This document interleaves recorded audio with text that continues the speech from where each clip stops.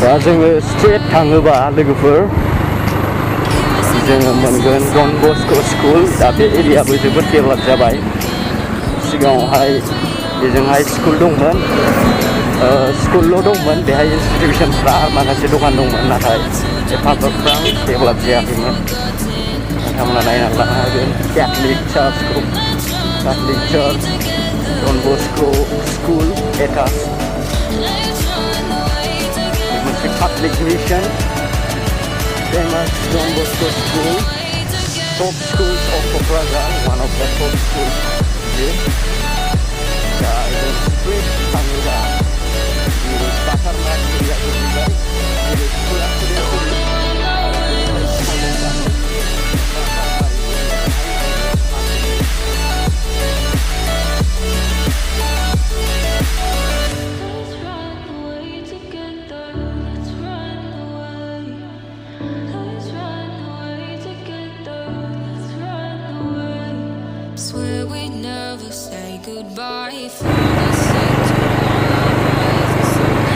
So guys, now we are on the west side of Kokrajhar. दा जोङो west side आव दङ क'क्राझारनि। दा west side नि नाइट भिउ बियो, बिजों बाटारमारि आरो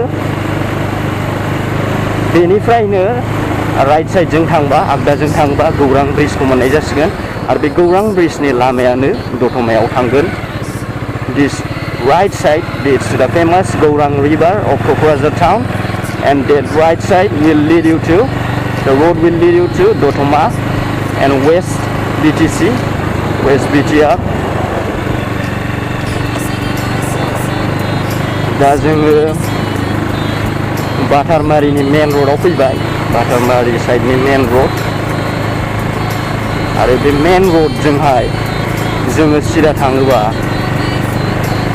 मोनगोन माखासे इनस्टिटिउशन्स आरो जों शान्तिनगरनि लामायाव फैबाय। शान्तिनगरावहाय बांसिन गुबुन हारिनि, बेंगलि हारिनि मानसिफोर थायो आरो बिसोरनो बांसिनमोन। नैबे बाटारमारियावबो गोबां दाबो जायगाफ्रा खालि दंबावो, सिगां फिलाप नङामोन नाथाय दाथ' न' जाजोब्बाय। बेबादिनो गोबां फ्रेश एयारबो मोननाय जायो, मानोना बे एरिया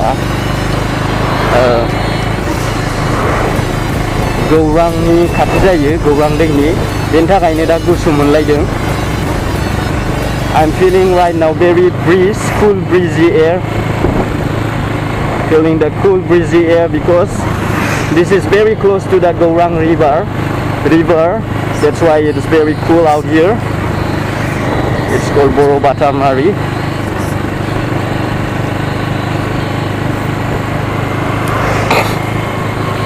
दै खाथियाव थानायलाय जोबोद गुसु। नैबे साइन्स कलेजाव फैबायमोन।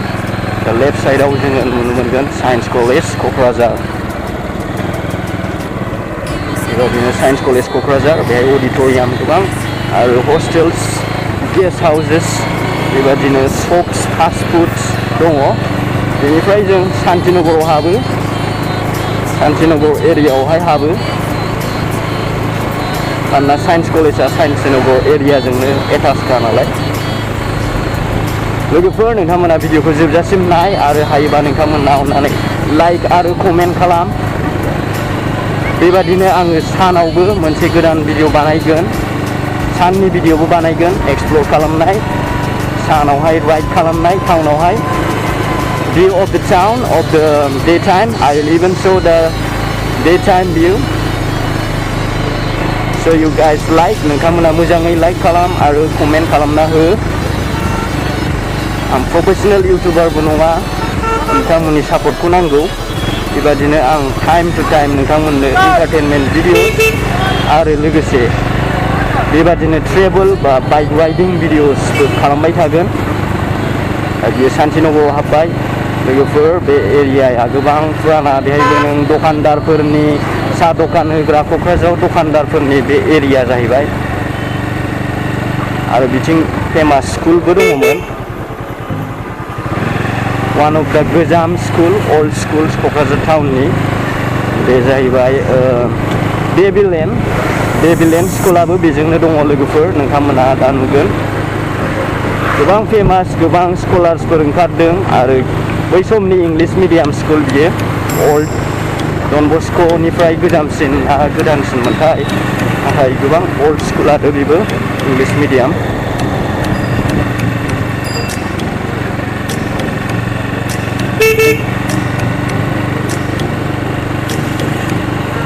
ओके बे गासिबो मेन र'डआ गासिबो शान्तिनगराव गोग्लैजोबो बेहाय गोबां दखानफोर दंसै हटेलफोर दंसै नैबे लेफ्ट साइडनानो administrative building Babyland school Bimala Chandra memorial school जाहैबाय आरो बेजोंनो साइन्स कलेजनि गोबां क्राउडफोर थायो स्टुडेन्टसफोरनि भिर जानानै थायो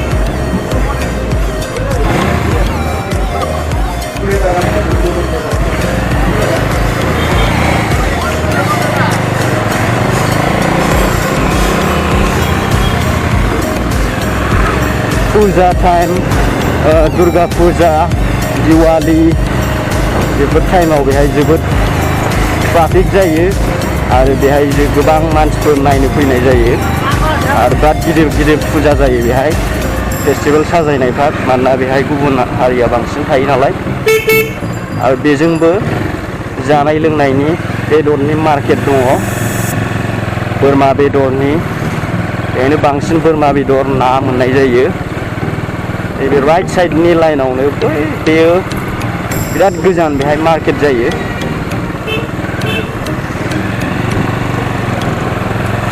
नैबेफ्रावनो दा दिनै खुलियाखै खोमा बेबादिनो माटननि दखान माटन बेदरनि गट बेदरनि चिकेन बयलार आरो बेजोंबो गोबां गोदान कनस्ट्राक्शन्स जागासिनो दं दिस इज द Shantinagar west part of the Kokrajhar town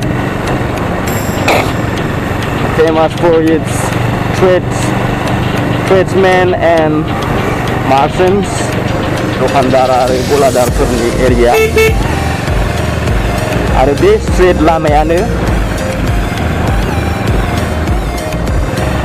सोनाबजों थांबाय थायोबा दाथ' जोङो सानजाथिं सालायगासिनो दं इस्टजों बियो वेस्टजों थाङोबा बे लामायानो थाङो फकिराग्रामसिम थानाय लामाया बेनो टि गार्डेन्स मोनलांगोन बेफोरखौ नेक्स्ट टाइम ब्लगिं खालामनाय जागोन लोगोफोर नोंथांमोना नैबे भिडिअआवहाय मोजां सापर्ट खालाम प्लिज लाइक सापर्ट आङो बेबादिनो इनफरमेटिभ टाउननि बारै बा टाउननि भिउसफोरखौ देखायनाय जागोन नोंथांमोननो आरो बाहेराफ्रावबो बिदिनो explore खालामहैगोन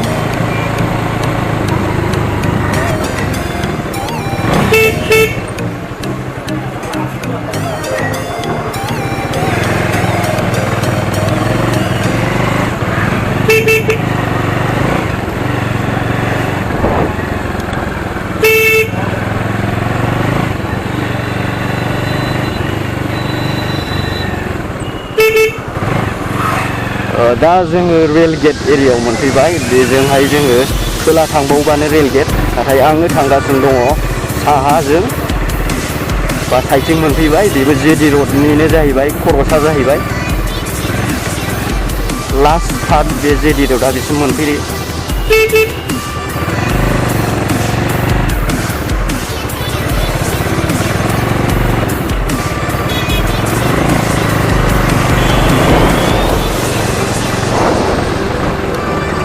So we are back on the ZD road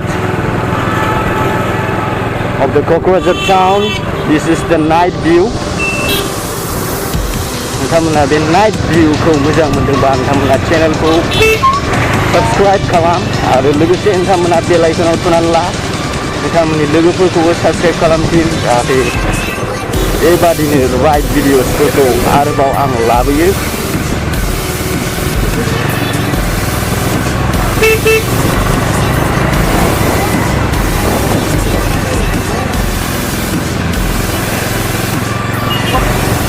दा मेन टाउना बेजों फैनाय जाहैबाय सिगां खोला साइडजोंमोन नाथाय बेजों बांसिन दा जाबाय आरो खोला थांबावगोन बियो कारिगावसिम थांनो हागौ लासैनो बियो आवगायलांसिगोन साहाजों आवगायलांसिगोन टाउना कारिगावसिम नांहैसिगोन मानोना जायगाया दा लासैनो एरगासिनो दङ नर्दार्न क'क्राझारसिम एरलांबाय।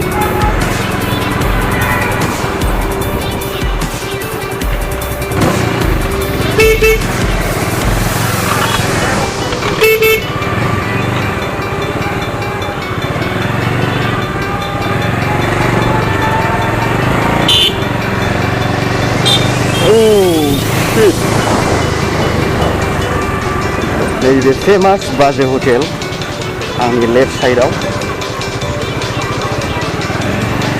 टेङापारा गोग्लैबाय। This is the place called Tengapara, ward number 5।